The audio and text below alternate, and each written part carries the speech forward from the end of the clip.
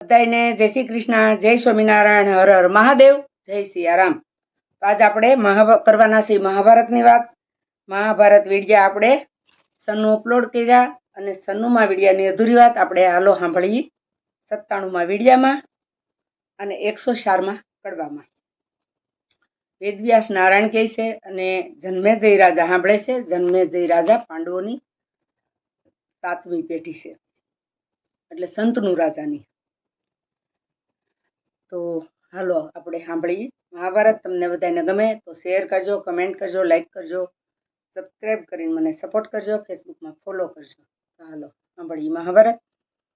વૈષમ પાયેણ બેરે બોલ્યા, સુણ જન્મે જય રાય, વિસ્તરી તુજને સંભળાવું આદ પરવો મહિમાય. ધર્મ અર્જુને કાપડ લીધું, વેસવા માટે જાયો. કુંતામાએ કીધું આપણે આગલા વિડીયોમાં કે કુંતામાએ કીધું કે બેટા ભૂખ લાગી છે. અર્જુનને ધર્મરાજાને કે તમે કંઈક કાપડ વેચીને પૈસા લઈ આવીને ઘરમાં ખાવાનું કંઈક કરો, બહુ ભૂખ લાગી છે, કુંતામા કે. એટલે ધર્મરાજા ને અર્જુનજી જાય છે કાપડ વેચવા માટે જાય. કાપડનો કોઈ ભાવ ન પૂછે, ફરે છે બજાર માયો. દ્રૌપદીનો સ્વયંવર છે ને એટલે ખાવા પીવાનું હાલે. હરી ફરીને ખાવાનું ખપે, અન્ન મોંઘું રે વેસાયો. શાકભાજી તો શાના મળે, ઘાસ પાણી તોળાયો. એટલી બધી મોંઘવારી થઈ ગઈ દ્રૌપદીના સ્વયંવરમાં. એવી હળાવળ છે મોંઘવારી, ધર્મે વિચાર કીધો, નાખી દેવાના ભાવે સગળો માલ જ વેચી દીધો. ધર્મરાજાએ બધોય માલ વેચી નાખ્યો પાણીના ભાવમાં. તે નાણાના દાણા લીધા, ઓરડીએ ગયા એ કુંતાજીએ રસોઈ કીધી, ભોજન કીધું તે હો. એક દિવસનું પોષણ થયું, રાત્રિ પડી તે વાર અન્ન લઈ આવ્યા. તો એક દીનું પોષણ થયું, એક દી ખવાણું, એક દી હેલું, તો પાછી રાત્રિ પડી વાર. કુંતાજી કે કેમ કરશું, કાલે અન્ન ઉધાર, કાલે ઉધાર અન્ન લઈ આવજો. કુંતામાં કે સદેવ કહે આજ પરોઢે, અમને ઉઠાડજો માતો. નદી પર નહાવા જાશું, આપણા પાસે ભ્રાંતો. નદી ઉપર આજ મને વહેલા ઉઠાડજો, અમે પાસે ભાઈ નદી ઉપર નાવા જાહું. કોણ? સહદેવ જોશી કે. સહદેવ જોશી છે ને એને બધું ત્રિકાળ જ્ઞાની છે, એને બધી ખબર પડી જાય કે શું કરવું, શું થવાનું, ક્યાં શું થાય. એ ચારે ભાઈઓ અમે નાવા જાહું માતાજીને, એવું કીધું સહદેવ જોશીએ. નાઈ ધોઈ નિત્ય કર્મ કરીને જાસુ સામે તીર, હાથ જોડી ત્યાં ઉભા રેવું, ઓરે મારા વીર. સહદેવ સલાહ આપે કે હાથ જોડી નાઈ ધોઈને સામે કાંઠે વહી જાવું, હાથ જોડીને ઉભા રહેવું. રાજા ઋષિ રયત યાદવ નાવાયા વશે ત્યાય, આપણે સૌના દર્શન કરવા બીજો નથી ઉપાય. આપણે બધાના દર્શન કરશું, રાજા ઋષિ ને રયત બધા ત્યાં સ્નાન કરવા આવશે. તો આપણે પ્રયાગરાજ એવું જ થયું કે રાજા ઋષિ સાધુ સંતો બધા ત્યાં સ્નાન કરવા આવતા, દેવો પણ આવતા હતા. તો આપણે બધા એના ઓલામાં ગયા હતા, આપણે ભાવમાં કે ત્યાં બધાના દર્શન થાય, બધાની શરણ રજ આપણને મળશે પ્રયાગરાજ જવું તો. એટલે આપણે પ્રયાગરાજ બધા ગયા હતા કે ત્યાં દેવો પણ આજે સ્નાન કરવા, 4 નદી ભેગી થતી હતી, ત્યાં બધા આવતા હતા. અને એનો આપણને ભાવ હતો, એનો આપણને પ્રેમ હતો, તો આપણું પણ કલ્યાણ થાય. તો જો આ પાંડવો એ જઈશે કે ત્યાં બધા નાવા આવશે, એના દર્શન કરશું, ત્યાં જઈએ અને પવિત્ર થાવું. ઈશ્વર વણ માગે અન દેશે, વગર બોલે નેટ. ભીમ કહે હાથ જોડજો તમે, હું તો કૂટીશ પેટ. ભીમ કે હાથ તો તમે જોડજો, હું તો પેટ કૂટે. બોલ્યા વિના કોઈ શું સમજે, માટે પેટ પસાડું. સદેવ કહે એમ કરજો, બીજું ન બોલવું આડું. સદેવ કે એમ કરજો, પણ બીજું આડું કઈ ન બોલતા. એમ કરીને શયન કીધું થયો છે પ્રાતકાળ તવ કુંતાએ જગાડ્યા પોતાના પાસ બાળ કુંતામાએ પાસે જગાડ્યા તો પાસે ભાઈઓ ઉઠીને ગયા ગંગા સ્નાન નાઈ ધોઈ નિત કર્મ કીધું ધર્યું હરિનું ધ્યાન પાસે પાંડવોએ હરિનું ધ્યાન ધર્યું.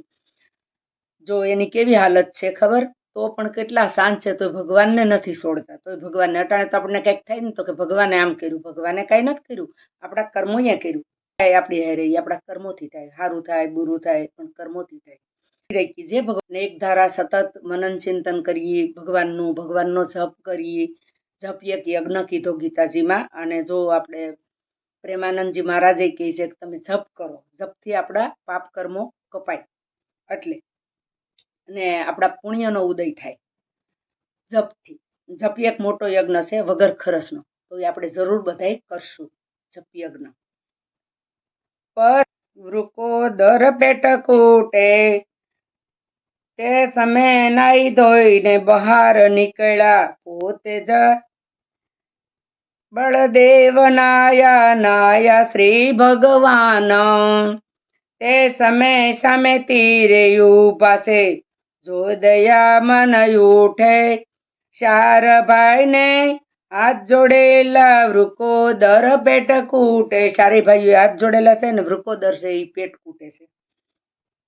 તે સમય નાઈને બહાર નીકળ્યા પોતે જગ જીવન પિતાંબર પહેરતા ભક્ત દીઠા આવ્યા આંસુ લોસન.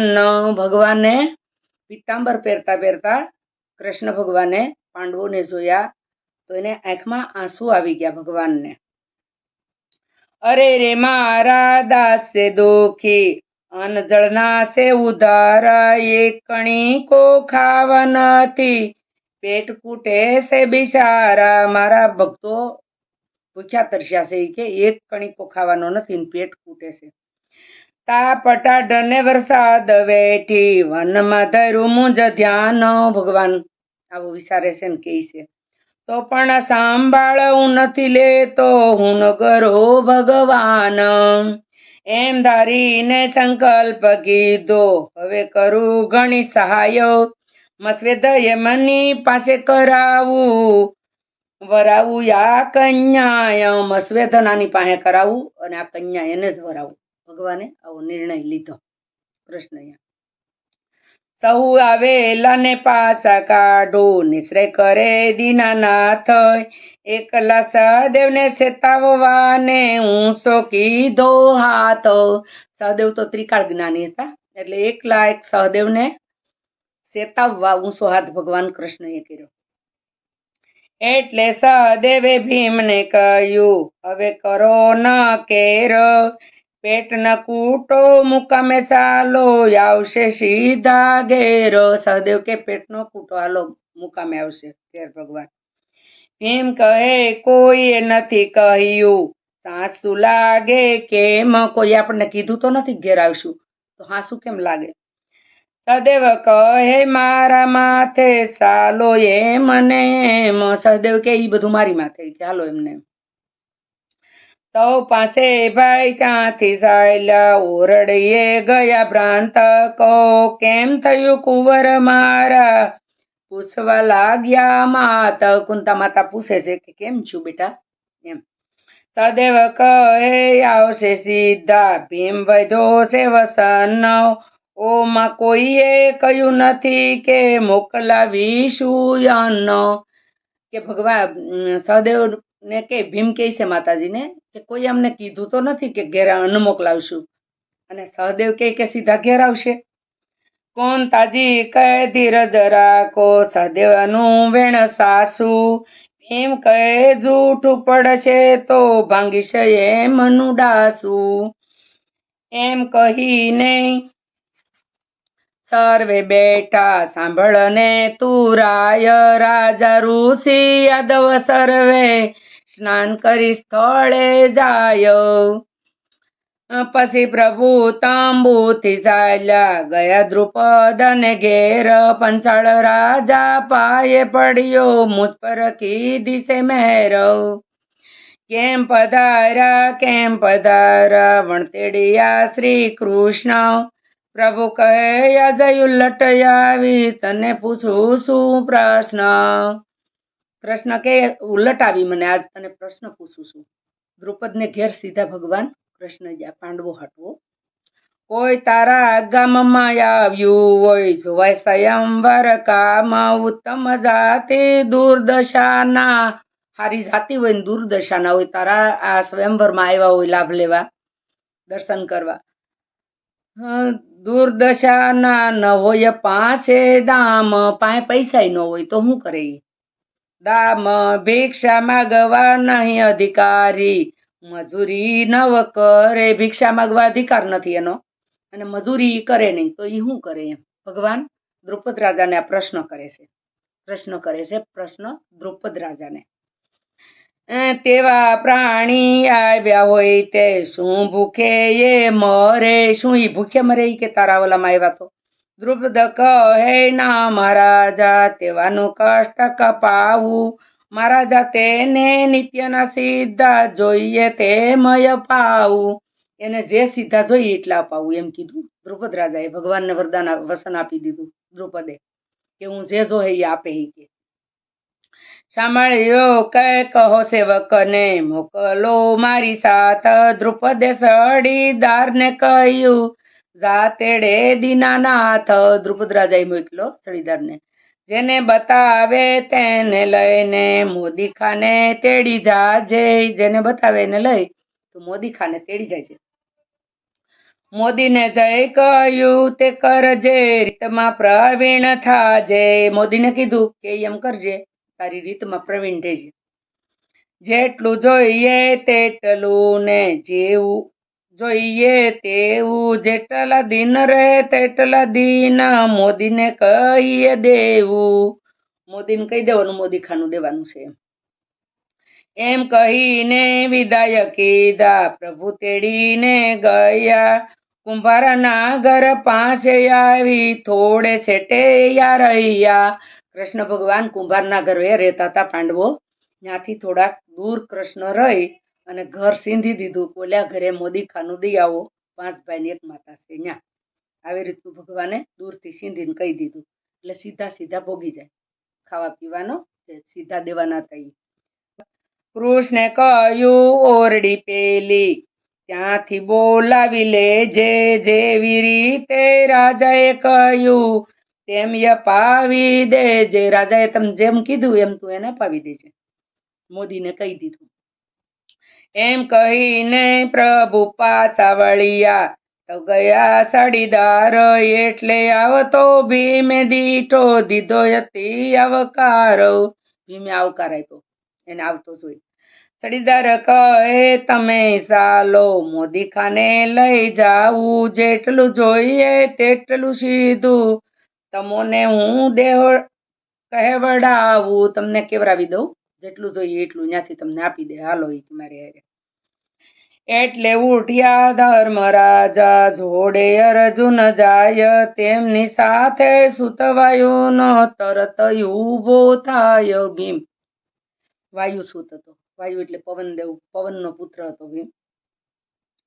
ધર્મ કહે નહીં કામમાં તારું, વાંધા ગણેરા પાડે. ધર્મરાજા કે તારું કામ નહીં, તું બહુ વાંધા પાડ બેઠી.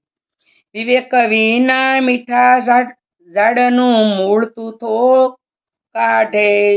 તું વિવેક વગરનો સોઈ કે મીઠા ઝાડવાનું મૂળે તું ખોદી લેવો છો. ભીમને કહે છે ધર્મરાજા. ભીમ કહે તમે તમારે ચાલો. કહી ગયા સૌ સંગ, મોદી ખાને આવી ઉભો, ભોજનનો છે ઉમંગ. સડીદારે કહ્યું મોદીને વસનરાયનું સ્થાપો. આ લોકો જ્યાં લગી રે ત્યાં લગી સીધા એ મને આપો. આ લોકો જ્યાં સુધી રે ત્યાં સુધી સીધા એને આપો. જેટલા જોઈએ તેટલા ને જેવા જોઈએ તેવા. એમાં મોદી ખાને લઈ જાય અને એના સડીદારે ભલામણ કરી દીધી. આપણે મોદી ખાનું મોદી કહી ને એટલે અટાણ કરિયાણાની દુકાન આપણે કહીએ, કરિયાણાની દુકાન લઈ ગયા. હવેથી કહેવા નહીં આવું નિત્ય તમારે દેવા. મોદીએ પૂછ્યું કેટલું જોઈએ, જમનારા કેટલા જણ?